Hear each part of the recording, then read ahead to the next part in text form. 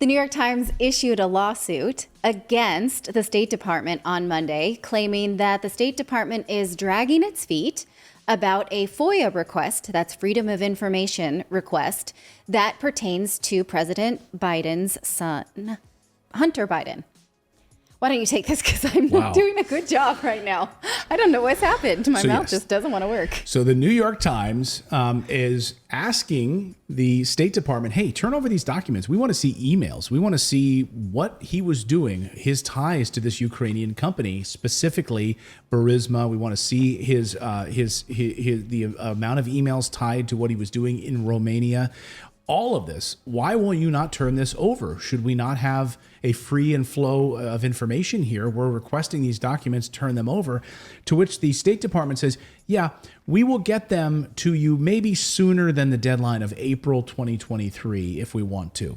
Yeah, that was just, they said they'd do it whenever they felt like it. I mean, if you think about how a news cycle works, a news cycle is not that long, right? Nobody's going to wait another year and continue to have the interest in that. They said this is information that should be open to the public. We are requesting it, and we would like a judge to make you move a little faster. What they want specifically are emails from the Romanian embassy officials sent between 2015 and 2019. And they mention a number of people, but specifically Hunter Biden is one of them. And the State Department obviously is not motivated to turn those over quickly. Right. And so Peter Schweitzer has a new book out where he's looking at all this money that's been flowing out of China and where this Chinese money has come into. And Peter Schweitzer reports that the Chinese elites have paid some $31 million to Hunter and the Bidens over the course of a number of years. And so there's a lot of mystery surrounding these overseas activities. Of course, at the heart of this whole Burisma thing, though, in the Ukraine specifically, is this idea that, hey, he's making $50,000 a month on the board of a Ukrainian company, Burisma, where then suddenly Joe Biden has a lot of meetings in Ukraine, is meeting there regularly, suddenly. And we know that the emails have said, we'll bring you closer to the big guy. Well, who's the big guy? The big guy is Joe Biden, right? So there's a lot of question. Was this quid pro quo? Yes, right? It's the same thing that the leftist media was upset about. Yes, that Jared Kushner had done in Israel. Right. That his, the left kind of spins it as like, oh, well, the Trumps actually did bad things, so they're trying to pretend that the Biden sons are equivalent to the Trump children, as if only one of those two things could be true, when most likely both are true. It is political families using their influence to cash in. Right. Yeah, that happens on both sides. I mean, are we surprised by this at all? I mean, well, this story doesn't prove that it happens, but it proves that the government is not very forthcoming about it. We at least know that. If the New York Times is having to sue for these documents, right, then that the State Department supposedly has quite easily, you're not allowed to delete stuff. I mean, is it on a private server? That also is not allowed. So it should not be that hard to just have a lawyer go through them, redact what you need to for national security. Do you need a year for that, right? So it's interesting. And the New York Times is trying to force their hand and say, no, we'd like to see them a little bit sooner, especially while the president is in power. Well, meanwhile, the president, when asked about this, President Biden, when asked about this, says just a smear campaign, which is very much like what Donald Trump said about his own family. It's just a witch hunt. Right? Yes. It's just a witch hunt. So this is a smear campaign. Really?